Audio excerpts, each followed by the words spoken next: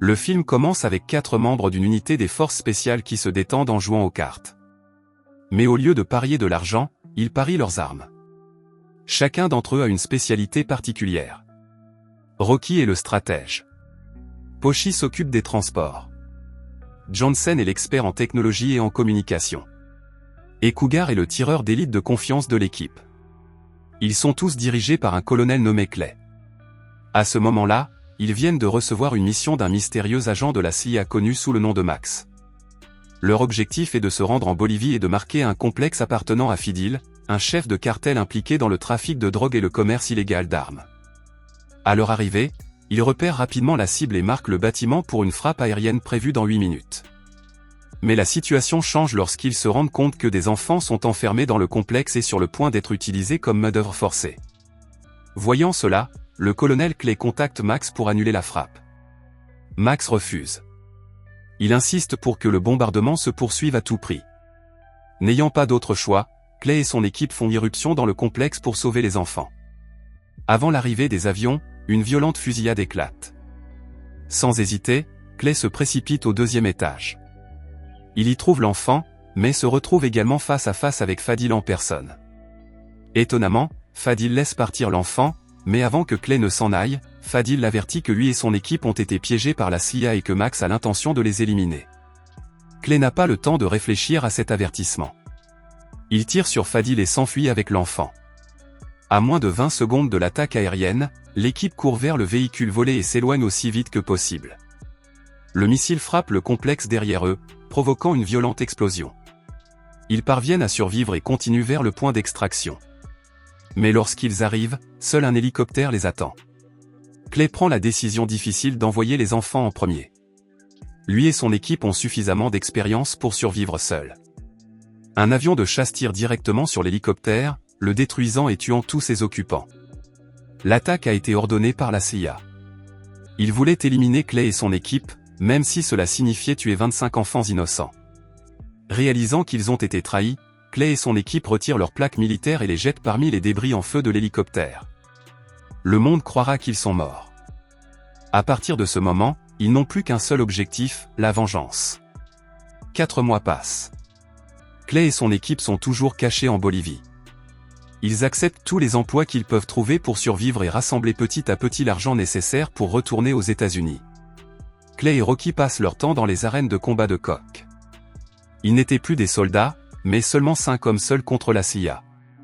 Frustré, Clay se rendit dans un bar pour boire un verre. Il y rencontra une femme nommée Julia, qui sembla immédiatement attirée par lui. Il y avait quelque chose en elle qui le rendait méfiant, mais par ennui et solitude, Clay se laissa séduire par son attention. Ils finirent ensemble dans un motel et ce qui avait commencé comme un flirt se transforma rapidement en dispute.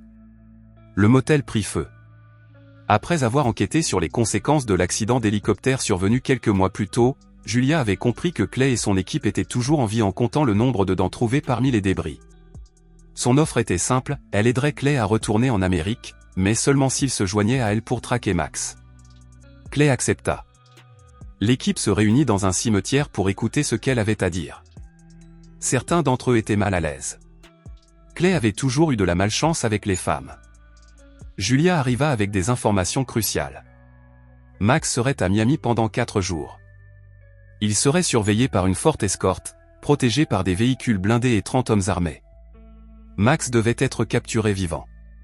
Pendant ce temps, à Dubaï, nous découvrons enfin le vrai visage de Max. Il se présente comme un homme d'affaires prospère, toujours accompagné de son bras droit, Wade. Mais derrière cette apparence raffinée, Max est impitoyable. Un après-midi, sans hésitation, il tue un scientifique simplement parce que celui-ci n'a pas réussi à terminer à temps une nouvelle arme puissante. Leur vie étant en danger, les scientifiques restants sont contraints de poursuivre le projet.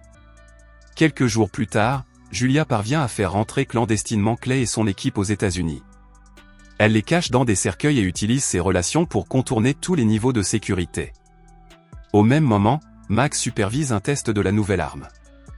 L'explosion est dévastatrice, suffisamment puissante pour rayer une île entière de la carte en un instant. Au cours d'une conversation privée, Max révèle accidentellement des informations confidentielles à Wade. Le gouvernement américain a l'intention de vendre cette arme à des pays en conflit, tirant ainsi profit de la guerre. Mais Max oublie que la femme qui se tient à côté de lui n'est pas censée entendre tout cela. De retour aux États-Unis, Clay et son équipe commencent à mettre leur plan à exécution. Rocky et Johnson font semblant d'être des soldats blessés près d'une zone frontalière, demandant une aide d'urgence. Un hélicoptère militaire arrive rapidement. Pendant que les soldats sont distraits, Cougar intervient et les neutralise avec des balles tranquillisantes. L'équipe dispose désormais d'un hélicoptère. Pour éviter d'être repéré, il retire le GPS de l'hélicoptère et l'attache à un missile, le faisant dévier de sa trajectoire. Une fois réunis dans leur cachette, Rocky se sent frustré. Il demande à Julia pourquoi elle est si déterminée à traquer Max. Après avoir été pressé de répondre, Julia révèle enfin la raison. Max est à la recherche d'une arme de destruction massive. Rocky rejette cette idée comme étant absurde, mais la décision finale revient à Clay. Le lendemain, Wade escorte Max dans un convoi blindé sous haute protection. Avant que les véhicules ne démarrent, Rocky lance un dispositif de localisation sur la voiture de Max. À distance, Cougar est déjà en position avec son fusil de sniper. Un tir précis arrête le convoi. Les assaillants ne savent pas encore d'où vient le tir. Dans le chaos, Rocky active l'explosif caché dans le traceur. Jansen tire alors un dispositif qui bloque Max à l'intérieur du véhicule. Au moment opportun, Patchy et Julia débarquent avec un hélicoptère modifié et soulèvent toute la voiture blindée du sol.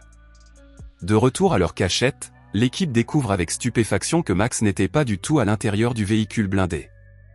À sa place, il ne trouve qu'un disque dur. Clay est furieux. Il commence à soupçonner Julia d'avoir travaillé contre eux. La situation empire encore lorsque Johnson annonce que le disque dur ne peut pas être piraté. Clay et les autres atteignent leurs limites et sont prêts à tuer Julia pour les avoir trahis. Mais avant qu'ils ne le fassent, Julia insiste sur le fait qu'elle ne sait pas non plus ce que contient le disque. Pour déverrouiller le disque dur, Johnson s'est infiltré dans l'entreprise qui fabriquait le dispositif de cryptage, déguisé en coursier.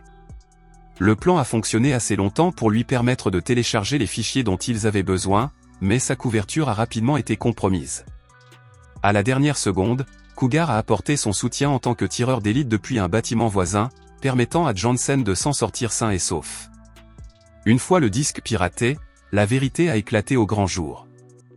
Il contenait des enregistrements de sommes d'argent colossales provenant de la CIA, ainsi que l'emplacement d'une base secrète liée à Max. Pendant ce temps, Wade a rencontré un scientifique afin de négocier la finalisation de l'arme de destruction massive.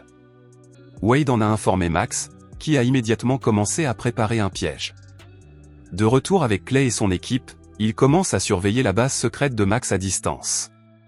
Ils sont surpris de voir que l'endroit est lourdement gardé par des soldats d'élite.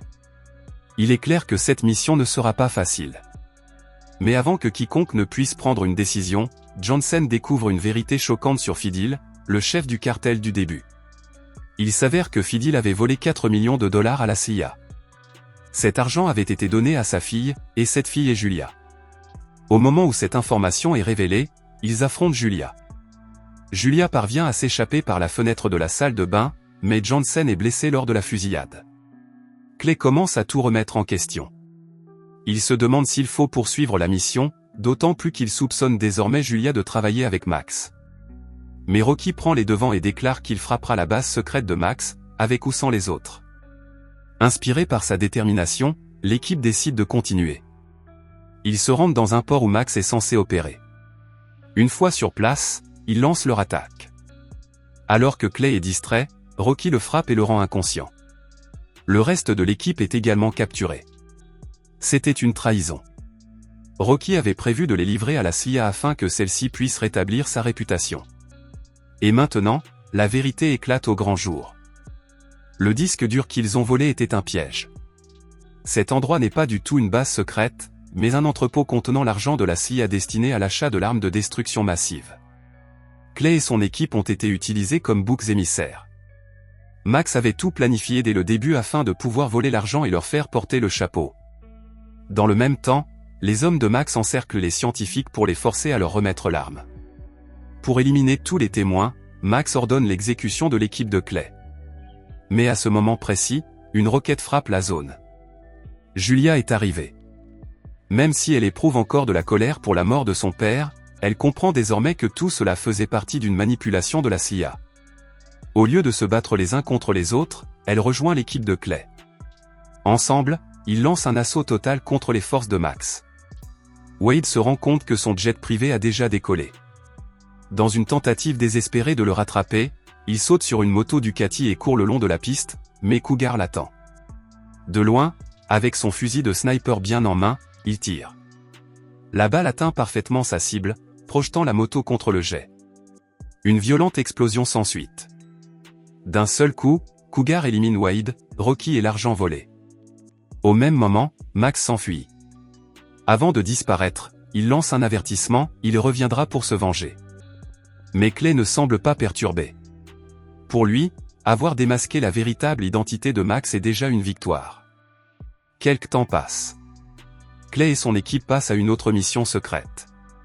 Cette fois, ils s'infiltrent dans un hôpital, non pas pour combattre, mais pour aider Patchy à rencontrer sa femme, qui vient de donner naissance à leur premier enfant.